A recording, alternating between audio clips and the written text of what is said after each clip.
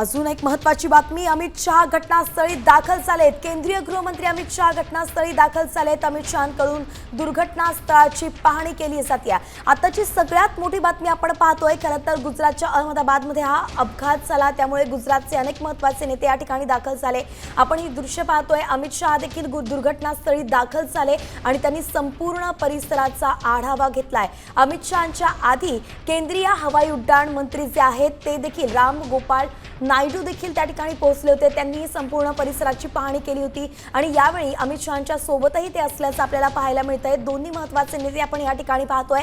अमित शहा दुर्घटनास्थळी दाखल झाले, त्यांनी पाहणी केलेली आहे। नेमकं काय सध्या कसं बचाव कार्य सुरू आहे, सध्याचा काय तपशील आहे त्यांच्याकडून जाणून घेतला जातोय। तो एरिया ते बघतायत, कुठल्या कुठल्या गोष्टींना फटका बसलाय, ते रुग्णालय, ते मेडिकल हॉस्टेल, या सगळ्या गोष्टींची पाहणी ते करतायत। सोबत त्यांच्यासोबत आपण पाहतोय की केंद्रीय हवाई राज्यमंत्री जे आहेत मुरलीधर मोहोळ, ते देखील या ठिकाणी आपल्याला पाहायला मिळत आहेत। मुरलीधर मोहोळ देखील त्याच क्षणी महाराष्ट्रातून निघाले होते, अहमदाबादला ते पोहोचलेत आणि हे तीनही महत्त्वाचे नेते सध्या आपण या स्क्रीनवरती पाहतोय।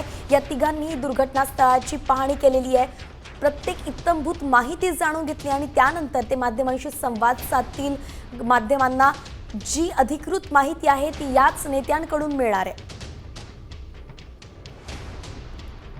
खरं तर पंतप्रधान नरेंद्र मोदी देखील अहमदाबादच्या दिशेने रवाना झाल्याची माहिती मिळत होती, मात्र अजून तरी ते या घटनास्थळी दाखल झाल्याचं कळत नाहीये। मात्र केंद्रीय गृहमंत्री अमित शहा हे या ठिकाणी पोहोचले, त्यांच्यासोबत केंद्रीय हवाई उड्डयन मंत्री राम गोपाल नायडू देखील आहेत आणि दुसऱ्या साईडनं आपण पाहतोय केंद्रीय राज्यमंत्री हवाई वाहतुकीचे ते म्हणजेच